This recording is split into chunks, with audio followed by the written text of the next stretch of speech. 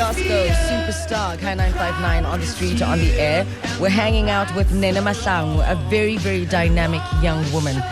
We left off, I was talking about how this year you were the lead visual artist for the Grammy Award-winning, very popular Black Coffee High Ibiza residency.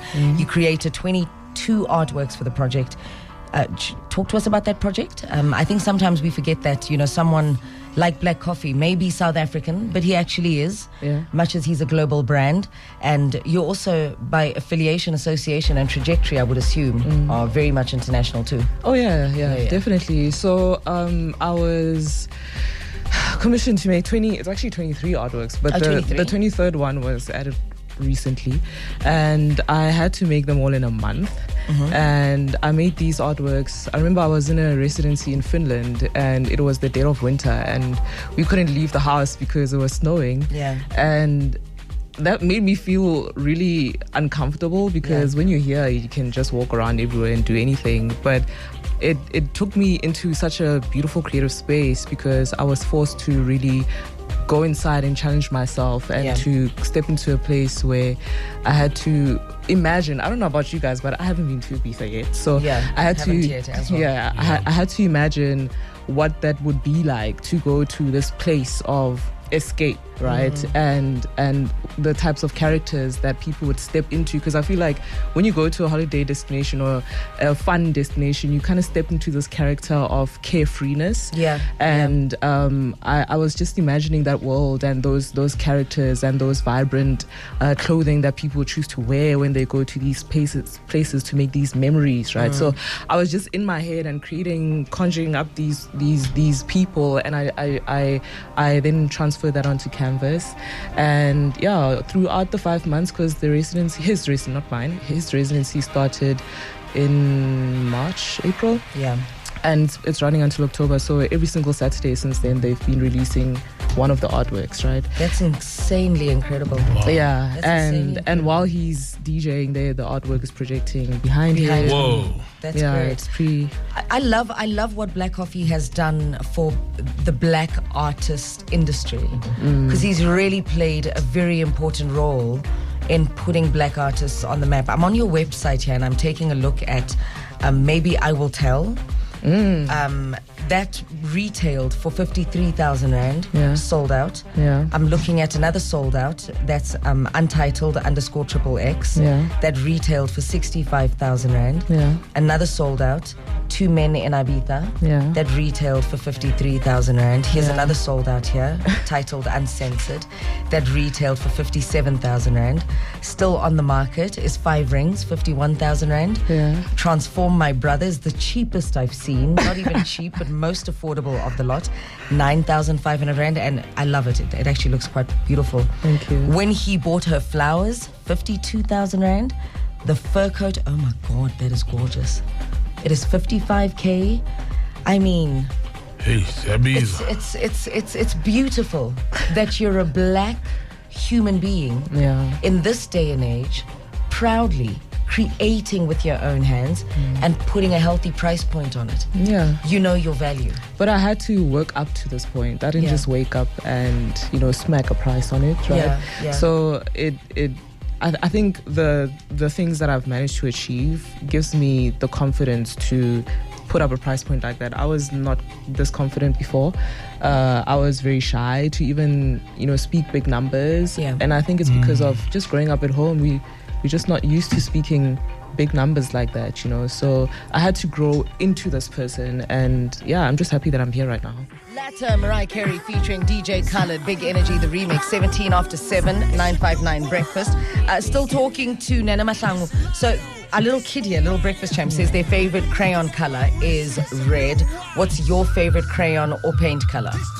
I'd have to agree with him because red is a color for passion, and I feel like I'm a very passionate person. I feel like my life is driven by passion. So I have to agree with him. Red is definitely the way to go. Red is the one. Did you start art with crayons or with paint or pencil?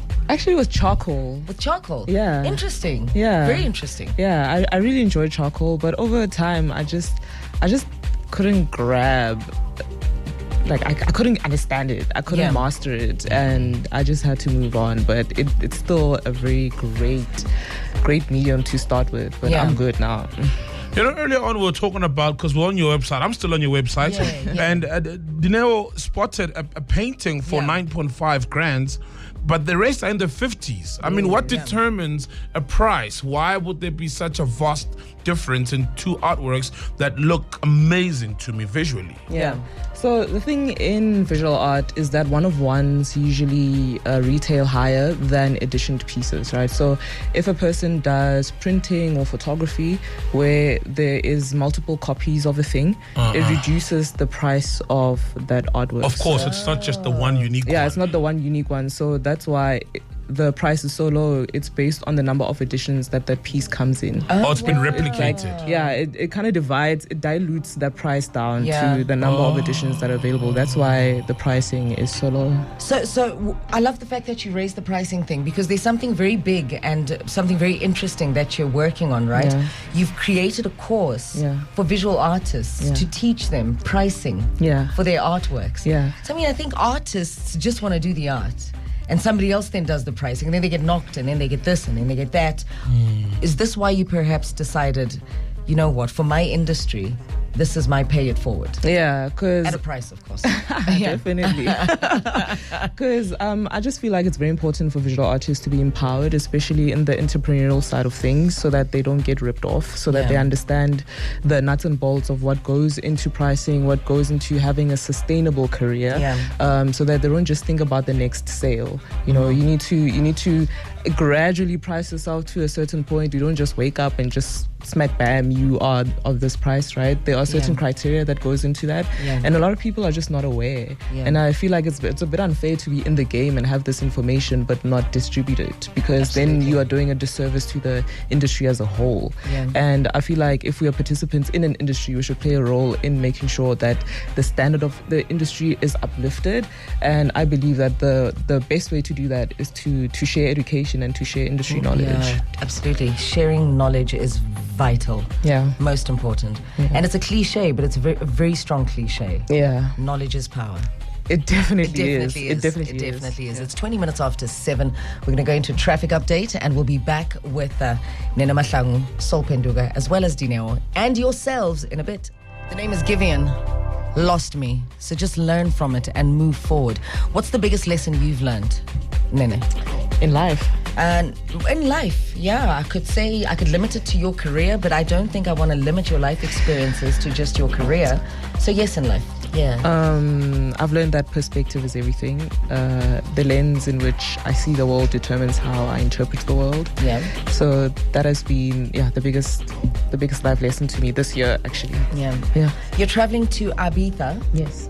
In 2 weeks? Yes. You're excited? Definitely. Never been there before. What are you looking forward most to? I just can't wait to relax. I feel like I've been working so hard these past couple of weeks and months. So it's going to be my holiday. So I just can't wait to just let loose and just have a good time. I'm excited for you. I'm excited for you. So this course. Yes. What is the course called? You've spoken to us about the offering. You're offering pricing skills, business skills in the visual arts space for all visual artists. Is there a selection criteria of your pupils or students? What do you refer to them as? Are they students? Are they subscribers? Tell us a little bit more. Sure. So the name of the course is called Intro to Pricing Your Art. And it's just the basic knowledge or beginner knowledge that a talented individual, like a visual artist, is specifically for visual artists. And they should take this information and couple it with their talent in order to have a career. So what I take them through is, the first lesson is all about mindset, because I feel like the kind of mindset that you have within this industry is going to determine the kinds of opportunities that you put yourself in, and also you need to have an ability to notice opportunities as well, so that you don't just wait for people to come to you, right? So the first bit of the course starts with mindset, and then the second bit just goes into pricing. That I feel like it's very important that artists need to consider their lifestyles. Yes. And I feel like sometimes when we put a number to a price, we don't understand that whether that price can sustain your life. So what are the factors that need to go into that to make sure that if you do sell, I'm going to be able to pay rent, I'm going to be able to pay whatever that you need to pay in your life, right? Yeah. And then once you get a hang of that, we move into the next section where we are assuming that now you have clients. How do you keep them coming back? Because return clients is a big thing in business here. Yeah, because one thing that you don't want to be is a talented person who's hard to work with. So what are the things that you need to keep in mind when you have clients, and how do you speak to them so that they keep coming back, or you keep attracting them, right? And then the last bit of the course, we talk about other ways of making money as a visual artist. How can you diversify your income as a visual artist, especially in this beautiful age of social media, where I believe that the borders don't exist, right? And if you're equipped with these four things, I believe, and if you are also like talented and you have a certain thing that the market is looking for, you have a certain demand, then I think that you can be empowered to have a career. So I released this course 2-3 weeks ago, and like the first, I'll call it a cohort, is almost full. Really? Yeah. Wow. And that's amazing. Yeah, I was not expecting. And where do people apply? So you apply. So I'm doing this course through Green Mango. It's one of the companies that I'm running. Green Mango's purpose is to create entrepreneurial tools to visual artists. So you can go to greenmango.online, you can go to my Instagram and click the link in the bio. One of the links there is definitely a link to go to the course. And the purpose of this is that the cohort, I'm not too sure if it's full or not, I haven't checked in the past few days, but we're going to take the feedback from this cohort, improve it, kind of like upgrading software. Of course. And then release it again to the next batch. So that it just keeps getting better over time. Will you look at people's work to accept them, or anyone, even me, let's say I'm a part-time artist and I want to get into it full-time, can I partake in the course? Yeah, so when I look at how I began, right, in the art career, I was just posting work on Instagram, right? And I kept doing that for almost 2 years, and then somebody like the South African Mint emailed me.